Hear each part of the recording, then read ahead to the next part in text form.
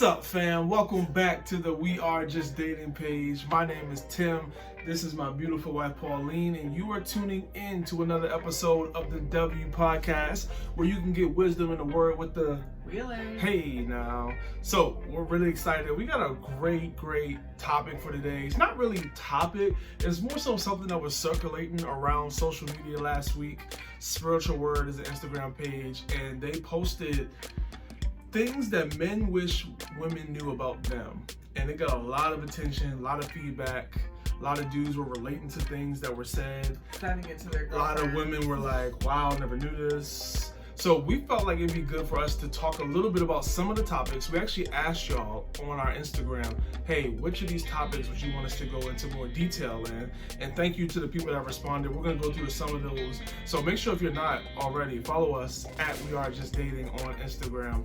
We are going to get into some of the topics y'all chose, and we're not claiming to speak for all men by any stretch. But we're going to give some perspective, our perspective on some of these topics, and hopefully help some ladies out and give clarity on behalf of the brothers. And also hopefully help some guys communicate. Yes, that's good. And what a woman hears when we say these things or think these things. So that's going to be good. It'll be fun. Yeah. But first, y'all know we like to do a would you rather question. So we're going to jump in with that first. All right.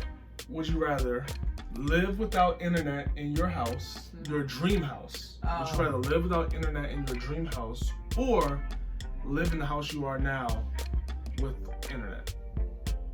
Definitely live in my dream house without internet. Say that again? The first one, I'd rather live in my dream house without internet. You would rather live in your dream house. I didn't know what you said. That sounds like a rapper. I was you rather live in your dream house. Why? Because my dream house is my dream house. And internet can be... There's some alternative. We can get an Ethernet cord. I don't know. We still have those. What are some staples that are gotta be in your dream house? What? A mudroom. A mudroom. What is that? Hold on. For my fellas, what the heck is a mudroom? It's a room it's usually a room that comes off of a garage. It's usually in between the garage and the kitchen. And I want little cubbies for all of our kids, so that when they come in, put your shoes, your backpack, all that stuff there. It's like a drop zone. Some people call it a drop zone. Okay. Has a mudroom. Of course, I want my library with the rolling ladder. I want my farmhouse sink. Are you going to read any of the books in the library? Yes. I read most of the books that we have. I don't really buy books without having the intent to read them, of course. What else does my dream house have? My dream house has an office, of course, a separate, well, I guess it can be kind of in tandem with the library. I want my soaking tub. Wow. Okay, you got a good little list. Shower with a bench, because sometimes you get tired and you just need to take a sit. It's luxurious to take a sit when you're showering. Take a sit. Yeah. Making up English Have now. a sit. Take a sit. It's like English from Britain. All right. But yeah, that's my answer. What about you? All right, I'm gonna go live in your dream house, and the reason I say that, I love internet. Internet is great. Y'all watching this because of internet. Thank you for watching this, by the way. You might as well go ahead and subscribe right now while we talking about it. You might as well go hit that subscribe button. What are you waiting for? But I have to go with the dream house because we're not close to our dream house yet. So if our house had a few more things, maybe I could go with the internet. Yeah, the alternative is not. Yeah, the alternative ain't there. We ain't there yet. We're gonna get there one day in Jesus' name. Amen. Saints, y'all stretch your hands to the screen. Come on. Yeah, if you're living in your dream house, pray for us. We salute you. But that's the thing, if your dream house is really your dream house, I'm thinking like, if any of you guys have seen the movie Blank Check on Disney, if you have Disney Plus, go ahead and check it out. We ain't getting paid by Disney. Why you shouting them out? Well, anyway, one day we will. If you're living in a dream house, you don't need internet. Like, yeah, of course it's nice to like watch Netflix and like, you know, that's what I was big thinking Apple too. TV people. Like, I would have a basketball court somewhere. Yeah, you don't need internet. Yeah. And you have all your friends over, cook. You can cook and grill eat without make internet. s'mores. Yes. So I like that. All right, so let's get into the topic, discussion, whatever you want to call it for this week. Again, we're going to be talking about... Think like a man. We can call it that. Maybe that can be, write that down. Maybe that can be the title. I'm not joking. Shout out to Steve Harvey. Yeah, so we're talking about Spiritual Word Instagram page. They posted things that men wish women knew. Y'all gave us 4 questions that we're going to talk about specifically from that list. If y'all want us to do a part 2 of some other things from the list. Do they have one for women? I don't know about that. But if y'all want a part 2 for this list, let us know. Maybe we'll do that next week. But we're going to jump into, Pauline's going to read the questions. It's kind of going to be a, like, almost like a Q&A vibe. We're just talking right now. Okay. It's nothing structured. She's just gonna read the question, ask my perspective on it. I'm gonna share something. She'll share something, and then we're just gonna flow. This is This is what our car rides sound like. I'll throw something out there to Tim and say, "What do you think about this?" I don't know. Keep driving. No, he's learned. I'm trying to better than that. All right, let's go. Okay. Question number 1. Just because I'm not talking doesn't mean I'm not enjoying my time with you. Is that true? Do you subscribe to that? And if so, why? And how is this? Just because I'm not talking doesn't mean I'm not enjoying time with you. Yes, brothers don't want to talk all the time. Again, not speaking for all men, but a lot of guys I know, we're not trying to be talking all the time. Well, speak for yourself. Do you not want to talk? No, I don't want to talk all the time. Because I just don't. That's a lot of energy. You know, I like to conserve my energy. But here's another thing. And this is something, ladies, that y'all want to make sure you remember when you start dating, when you get married. Oftentimes, men connect through playing basketball, going to the arcade, whatever their activity, if you like that. Video games, whatever their activities are, men connect through that. And a lot of times for women, that can be tough because most women, the way they connect is through communication. Through talking. Yeah, so that is something you want to keep in mind. If you're trying to really connect with your guy, why don't you go do something with him? And in that, his walls will start to come down and he will be actually more willing to talk in those moments or after those moments because you have done something. You come into his world, is what Jimmy Evans, a marriage guru, likes to say. So, yeah. You gonna go say something? Yeah, and something, this rule kind of, it's not just applicable for romantic relationships. If you have siblings or if you are a parent and you have, you know, a son and a daughter, or you have a brother and a sister, you'll notice that you know, a lot of times the boys will want to go, "Mommy, Daddy, let's go play something. Let's come outside and play soccer with me. Come throw the ball around with me." And then the daughters will usually come into the kitchen and, you know, talk to their mom, talk to their dad. And I was definitely that way for me and my brother growing up. I have a twin brother, and I was more, you know, like coming to my mom's room, like sit on her bed and like talk to her about what was going on, versus he would want to go out and do things. Oh, I want to go play video games downstairs, and that's a lot of times there's frustration between like a mother and a son, or a father and a daughter, because the dad will and my dad would say, "Oh, let's go to the mall and let's, you know," and he'll buy me stuff, which I would like, but I didn't always feel like a connection there, because I was like, I want to talk, and like I want you to want to talk to me instead of doing things. So that can be helpful too, not just for romantic relationships, you know, for everybody else. Going back to the romantic side, another way to phrase it, and again, this is from Jimmy Evans, he says that men are emotionally modest, whereas women are physically modest. What does that mean? Physically modest, it doesn't mean a woman won't open up and if they're married, have sex, things like that.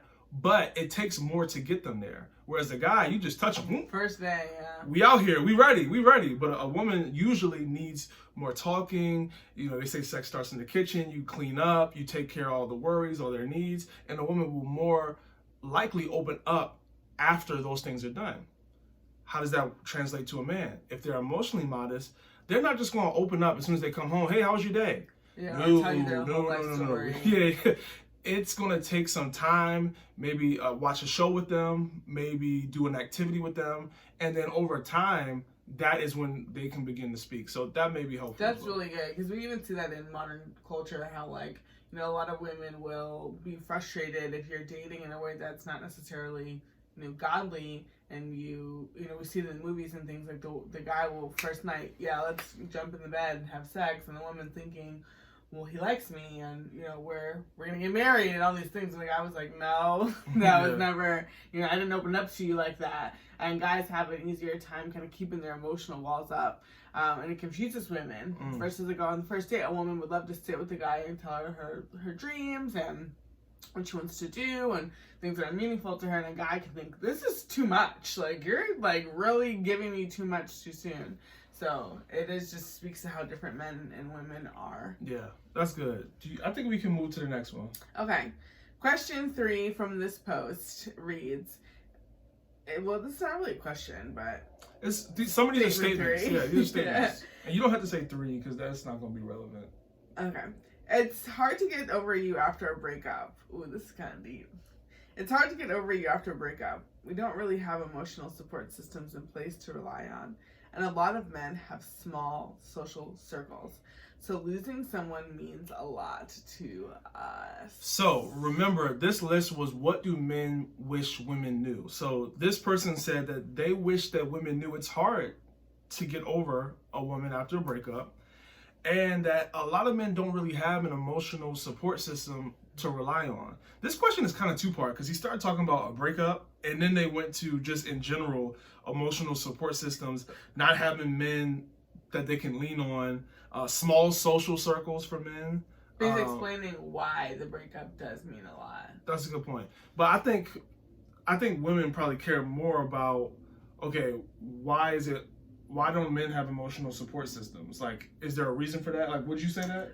You tell me. To me, this one touches on why it looks like men get over breakups so easily. I've had countless conversations with women about this, how like men are usually the first ones to move on, even in a marriage. Like when a marriage ends, whether that be to death or divorce, guys are usually the first ones to have a new girlfriend or even have a new life. But he's saying it's hard. He's saying breakups are hard. Right, but so this one stood out to me because, or I think I'm glad that they included it in the post, because oftentimes the way that men express themselves, it doesn't look like it's hard. So you're telling me that it's hard, but you have a new girlfriend, so how hard is it really? Or you're saying it's hard, but you are, out there in the world. And I had a friend who went through a pretty bad breakup, and the guy that she broke up with, or that was used to be involved with her, he was like in the gym and like out in social circles and like at parties and things like that. Like, he was very social, versus the way that she handled the breakup was she like basically became a hermit crab and like nobody saw her for like a year plus. So people to her it looked like, wow, you're out living your best life. I got you. Okay. So yes, breakups are definitely hard for a lot of guys, just depending on how deep the relationship was, how deep the connection was with the woman. But I think where the disconnect is for guys, just because I'm out doing things doesn't mean I'm not hurt. Right. That's the only way I know how to cope. Because going back to what we said earlier, guys don't necessarily grow up talking. Right. They don't connect through talking. So there's actually studies that if you look at little kids, by the time they're a certain age, I don't know what it is, 2, 3, 4, 5, whatever, the amount of words that a girl says compared to a boy's is almost double. Have bigger vocabularies. The vocabulary is double because they're talking so much more. So back to what I was saying. I want to say something petty, like, does that have something to do with girls are better listeners? So that way No. Back to what I was saying, a lot of guys don't necessarily know how to cope because they don't know how to express what they're feeling inside. Because remember, most men growing up, you start showing any emotion, they tell you toughen up. Yeah. Straighten up. What you doing? Men don't cry. Men don't have emotions. Now, we have learned that's not necessarily the most healthy way to handle that, right? But most men right now in this era, they grew up like that. So they're trying to work their way through, okay, I was told that men don't cry. I was told that men don't show emotion. But I do feel hurt. I do feel emotion. So what do I do with that? I don't know. Let me just go who. And it's interesting because wouldn't you agree that like men and women feel the same emotions, but it's just expressed differently? So like, absolutely, a man can feel heartbroken, but how he expresses that may not be through crying and eating Ben & Jerry's. It may be through anger. It may be through like frustration, but I think anger is probably the one most people have seen. And then some people may be like, wow, like that's a mean person, but really deep down that man is heartbroken the same way a woman may be heartbroken, but a woman might cry. and that expresses heartbreak, but a man feels the same way. Maybe he, and a lot of, would you agree too, like some men may look at a woman and then if I'm crying and someone tells you, hey, that's what heartbrokenness looks like, and you're like, well, I'm not crying like that, so maybe I'm really not heartbroken. So your question is, we'll say your question? Is it confusing for men sometimes to identify with emotions because the way they express their emotion is different than how a woman does? Sure, absolutely. Absolutely. And I think it's interesting because the guy in the post, he said that we don't really have emotional support systems in place to rely on. Yeah. And that goes back to guys not knowing how to talk. So how would you have an emotional person to rely on? Because the person you're probably going to go to, your friend, they don't know how to communicate either. They don't know how to talk about feelings. Yeah. So I think that is what this person is saying. Yes, breakups are hard for us as guys, but we don't know how to communicate that. So we don't know how to show that in a way that you think we should be showing it.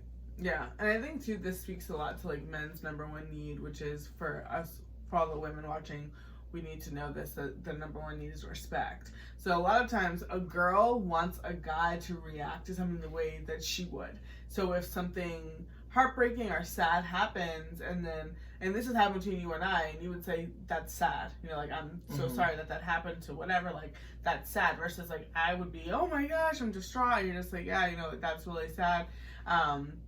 And sometimes I ask myself, like, okay, why? Like, you don't really look sad. Well, let me say this. Here's the reason why we have to learn to respect each other's differences in general, men and women. Men need to respect how women process, women need to respect how men process. And it's actually good that God made us differently in terms of, yes, we still get sad as men, we still get heartbroken, but we process it differently. Because imagine if we both walk around the house crying, the bill's still due next month. So you still got to be able to... You can't have both people going through something the same way, because we have to still be able to move on, get up, go to work. Well, it's that compatibility and the right. That's what I'm saying. You're strong, and I'm weak, like supporting each other. Right, yes. And that doesn't mean that women are weaker because they may cry or show emotion when something happens. It's just God designed us in that way to be different, and that's okay. Right. It just looks like you said, everyone expresses themselves differently. But I think at the end of the day, women sometimes women want men to be like sappy and crying and all these things, but then like at the same time, us women, we can be contradictory, because if you see a man like that, and then you'd be like, you call him a wimp, and then a man doesn't want a man. You know, no man wants to be called a wimp. So if he sees that, especially the type of household you grew up in, your family of origin, if you know a man saw his father cry one time and his mom said, oh, your dad is such a wimp, I bet you that someone would be like, never gonna catch me crying, because I don't ever want anybody to disrespect me like that, especially if that was my wife. Let's go to dating. You're dating your boyfriend, he comes to you, something happened, maybe his friend did something that hurt him, or something at work happened, whatever. He comes to you, he tells you about it. How you respond is going to be very, very important. Yes. Because he's going to quickly realize, are you a safe place? Wow. Or are you not? Yeah. And if you're not a safe place, best believe he's not coming to you and telling you no more. Right. And a lot of times us women, and here's why, sorry, but let me finish my thought. It's because men are emotionally modest. So if I came to you and I told you something and you didn't react the same way, I'm definitely not coming back. It was hard enough for me to come and tell you this in the first place, because I don't want to look weak. I don't want to look soft. I want to be tough. Yeah. But I did trust you in that moment, thinking that I could tell you this. Yeah. And now that you didn't react the right way. So be very careful. Make sure that you respond in a way that you let the guy know, hey, I'm here for you. I love you. You're still strong. I still support you. I'm listening to you. I have empathy for you. And let him know that it's a safe place to come, and he will continue to speak with you. Yeah, that's so good. Yeah. All right, I think we can move. Okay. We rolling, y'all. So the next one reads, when we tell women that we don't know how we feel about something, it's usually true, and we generally don't understand how we are supposed to feel. I personally wasn't allowed to express emotions growing up, and it turned into me not being able to understand my emotions. Yeah, this one is kind of similar to the first part we talked about, but I think what's different is, and I'm just going to talk about in general, not even necessarily emotions, but when we tell women we don't know how we feel about something, sometimes guys just don't have something to say. Like I feel like a lot of women just have things to say about any topic. A lot of guys don't. What do you think about this? I don't care. Especially if it has nothing to do with you personally. Right. I don't care. So I don't have something to say about it. And it's not because I don't care that you have something to say about it.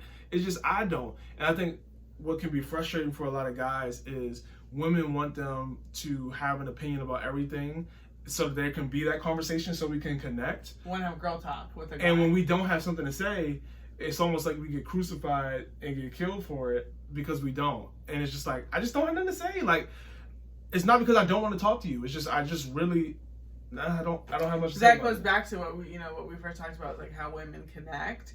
And I'm absolutely guilty of that. Like, I will come to Tim and be like, so-and-so happened with this person at work, and she did this and he did that, and then he'll just say, okay. And I'll say, don't you think that's wrong? Or do you think that's cool? And he'll be like, sure. And I'm like, no, you really don't care. And he's like, sorry, I don't. Good for them. Now, I will say this: godly relationships require sacrifice, and they require serving the person you're with. So, fellas, you can't always have nothing to say. You gotta dig deep. Yeah, it's hard. I ain't gonna lie, it's hard. But you'll learn how your woman needs to be talked to and how she needs to have conversation. So, like for Pauline, I'll ask her first. If I don't have nothing to say, I'll just say, "What do you think about that?" And then she can keep talking, and then I'm listening. You gotta to be a good communicator, you have to be a good listener. Hello. So I'm listening. Okay, what is she saying? Okay, so when this happened to you at work, why did you feel that way? Okay, that makes sense. If something happened to me like that, I would be mad too. And you see how now I'm asking questions, showing interest, and I'm putting myself in her shoes, letting her know, hey, you're not crazy. So and you see how that women works? just need that validation of like, okay, you're listening, because sometimes this also brings up the whole like, kind of confusion with communication, not just with men and women, just really when you're talking to anybody of like, what do you need from me in this conversation? Do you need me to give you a solution, or do you need me just to listen and be a listening ear and be a sounding board? And I feel like that once you get that down in every conversation, that you'll have much more effective communication. Because sometimes men especially offer solutions and try to fix things, and it makes women feel honestly less than. Like, I don't need your help to fix this. Like, I am a whole person. I know how to fix my problems. I just need you to listen. I need you to be there and support me. And Tim is really good at that. He'll say, when he hears me like bantering off, he'll say, okay, what do you need from me? Like, do you just want me to listen, or do you want me to help you figure this out? And I'll say, like, I actually need you to help me with, like, give me a solution to this. And then he'll say, okay, well, here are some options, or this is what I would do if I were you. And then if I tell him, I just need you to listen, and he'll say, yeah, I understand, that makes sense, and I'm sorry that happened to you, and what do you want to do? Yeah, now it would be great if women could say up front, hey, I just need you to listen right now. Or that would be great. Well, let me I'm gonna get there. There's no such thing as asking up front. You start talking, you gotta say it first. There's no such thing as asking up front. I didn't know that.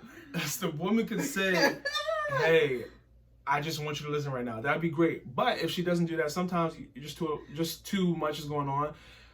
As the guy, you do have to learn, like Pauline said, to ask, hey, do you want me to just listen right now, or do you want me to respond? And because you know how to move. How many of you guys know? I don't always know what I want. I don't always know what I need. So a lot of times when Tim asks me, and here's an example why fellas just pray. If you want to invite pray. the Holy Spirit, because He will help you.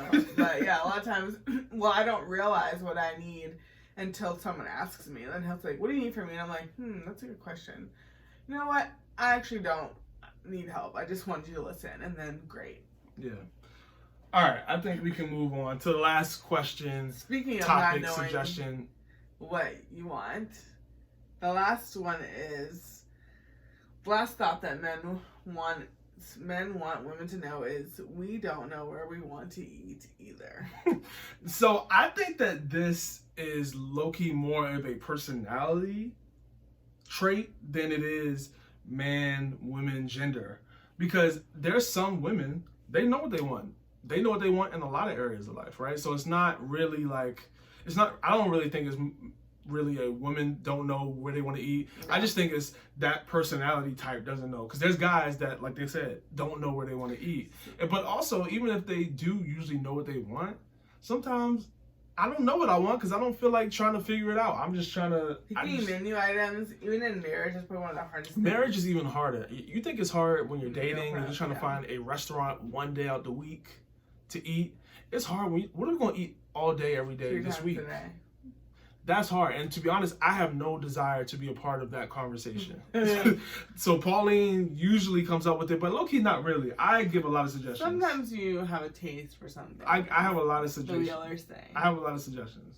I bring stuff to you You're now. very good at that. But early on in marriage, I ain't want no parts of that. You figure that out. We established a meal rotation that we sometimes still use. But yeah, because before that, it's what bachelor style. You just eat whatever comes to you that day. Yeah, I mean this one is big for me because some people, this is something that should be included in premarital counseling. Really? Wow. And that something is, do you or do you not eat leftovers? Luckily, Tim and I both eat leftovers, and we both grew up eating leftovers, which I think is a very humble thing to do with your children. So shout out to both of our moms. But some people in this world do not eat leftovers. And if you don't eat leftovers, it makes your marriage a lot harder. So if the other person does eat leftovers. Right, if you both don't eat leftovers, I guess it's easy, but it's a lot harder on your pockets. Yeah, but, it's fine. But then also you have to come up with more things to eat. Like more things to cook or food to find. So, but if that's your jam, go for it. But yes. Yeah, I agree. That is definitely something that could be an issue and a good just because premarital you eat question. Every single day, it's such a big part of your life. Those are the type of questions you get at premarital that you would be surprised. Like, oh, I didn't know they were going to ask me that. Yeah. How do you like to squeeze the toothpaste out? That's a question you need to be asking because everybody's different. That can cause some tension. That and also talk about getting a king size bed. Please get the king size bed. We're throwing those two for free. All right. So this has been the questions, the answers, what men wish women knew. Again, that was from the Spiritual Word page on Instagram. If you like this, if you found it valuable, if you want to see us talk about more of the answers that they put on that list and do a part 2 next week, put that in the comments, let us know. But if not, this has been another episode of the W Podcast. I hope you enjoyed it. Make sure you do us a favor. Go ahead and subscribe right now. You've been watching us for 3, 4, 5, 6, 7 weeks and you haven't subscribed yet. Why? Commit. You already like us? Let's go from talking to Let's dating. enter into a relationship. But we would love for you to subscribe, hit the like button. It's not for our ego. It's so that more people can reach us because YouTube will be like, oh, like they like this. Yeah, we want to get this content. More people want to see this. And then they'll share it with more people. And more people will be able to have godly relationships. And it'll be a better world for it. So, we'll see you guys next week on the W Podcast. Bye.